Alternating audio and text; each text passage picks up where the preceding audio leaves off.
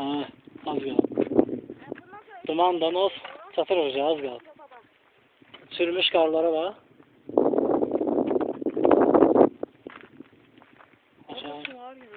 Neye baxarıq da görək. 40 pılaqlarda olmalıdır. Kim olsa içərik. Sıpçıqan doldurarıq. İçərik. Gəlin. Sonar səndədir. Sonar səndədir. Yani satacağıq, az qalıb bir şey. Heç nə qalmıyor daha. Düzənliyə gelib 5 dəqiqə uzanacaq, 5 dəqiqə. Dincəlib qalxacaq yavaş-yavaş. Heç nə qalmıyor.